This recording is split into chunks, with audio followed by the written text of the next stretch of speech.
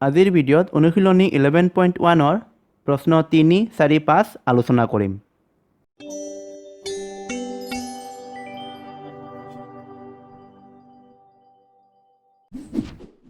এটা চতুৰ্ভুজৰ কৰ্ণডালৰ দৈৰ্ঘ্য আমি এইটো ধৰিছোঁ 20 মিটাৰ আৰু ইয়াৰ ওপৰত বিপৰীত শীৰ্ষবিন্দু দুটাৰ পৰা টনা লম্ব এই দুটাক আমি শাখা লম্ব বুলি জানো আৰু এটাৰ মান দিছে 8.5 মিটাৰ আনটো 11 মিটাৰ। এতিয়া এই চতুৰ্ভুজটোৰ কালি নিৰ্ণয় কৰিব দিছে। আমি আগে আমাক কি দিয়া আছে সেইটো আমি লিখি ল'ম। দিয়া আছে কৰ্ণৰ দৈৰ্ঘ্য 20 মিটাৰ, প্ৰথম লম্ব আমি এই চতুৰ্ভুজটোক আগে নামাকৰণ কৰি লওঁ A, B, C, D। শাখা লম্ব দুডালক আমি X আৰু Y বুলি ধৰিলোঁ। প্ৰথম লম্ব এটোক আমি X বুলি ধৰিছোঁ 11 মিটাৰ আৰু দ্বিতীয় লম্ব Y এটো দিয়া আছে 8.5 মিটাৰ।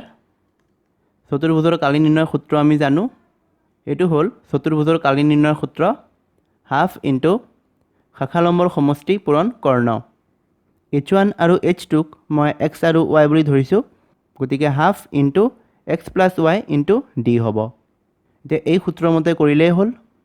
এতেকে চতুৰ্ভুজৰ কালি হাফ ইনটু শাখা লম্বৰ সমষ্টি পূৰণ কৰ্ণ। শাখা লম্বৰ সমষ্টি এটাক আমি X বুলি ধৰিছোঁ, আনটোক Y ইনটু D। এতিয়া এই মানবিলাক ইয়াত বহালে হ'ল।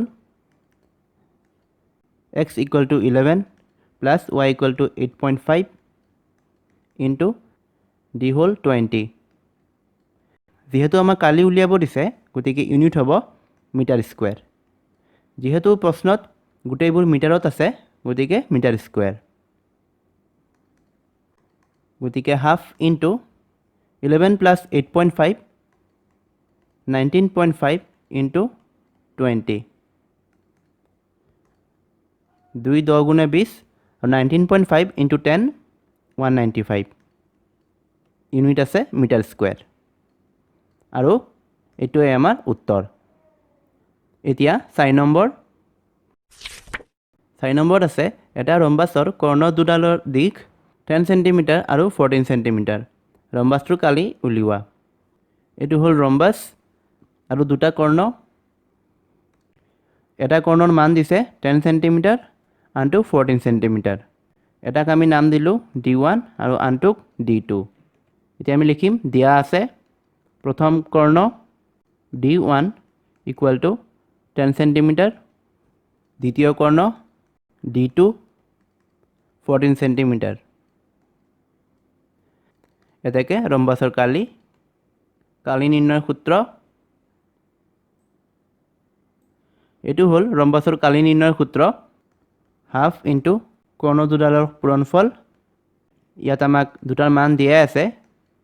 হাফ ইনটু এটা হ'ল 10 সেণ্টিমিটাৰ আৰু আনটো 14 সেণ্টিমিটাৰ।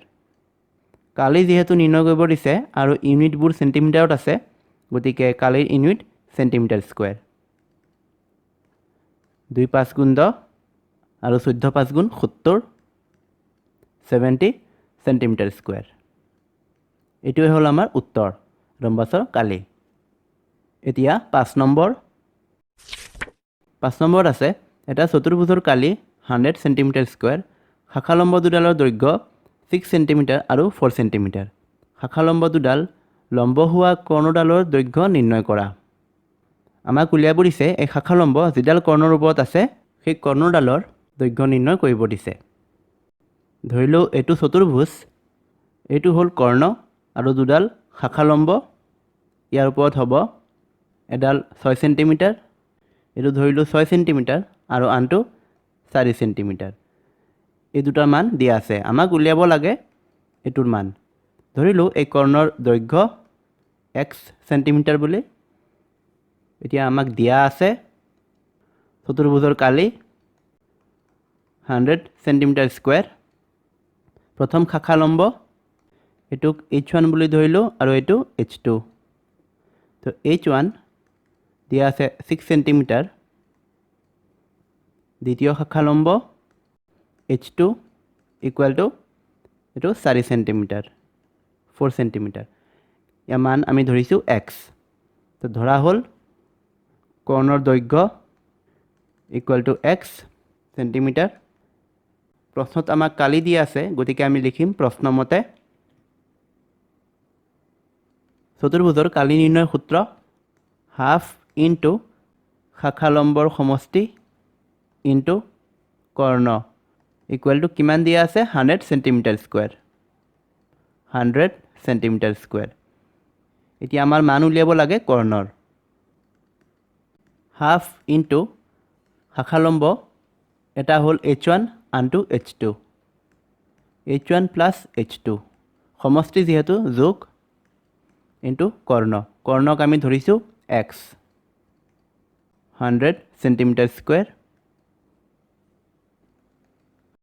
হাফ ইনটু h1 দিয়া আছে 6 h2 দিয়া আছে 4 6 প্লাস 4 দুইটা সেন্টিমিটাৰত আছে into x equal to 100 centimetre square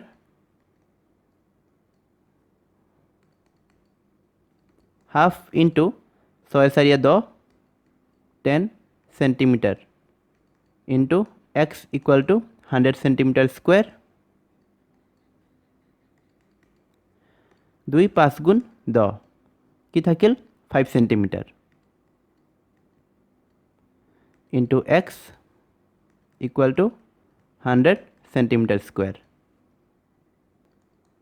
ইয়াত 5 সেন্টিমিটাৰ পূৰণ হৈ আছে সিফালে গলে হৰণ হ'ব সমান চিহ্ন বাওফালে থাকিব x equal to 100 centimetre square by 5 centimetre centimetre centimetre square কাটাকাটি গলে থাকে সেন্টিমিটাৰ 5 20 গুণ 100 20 সেন্টিমিটাৰ x ৰ মান পালো আমি 20 সেন্টিমিটাৰ x আমি ধৰিছো কৰ্ণ এটাকে নিৰ্দিষ্ট কৰ্ণৰ দৈৰ্ঘ্য 20 সেন্টিমিটাৰ আৰু এটোৱে আমাৰ উত্তৰ নেক্সট ভিডিঅ'ত মই 6 নম্বৰ প্ৰশ্ন আৰম্ভ কৰিম গতিকে আজিলৈ ইমানেই ধন্যবাদ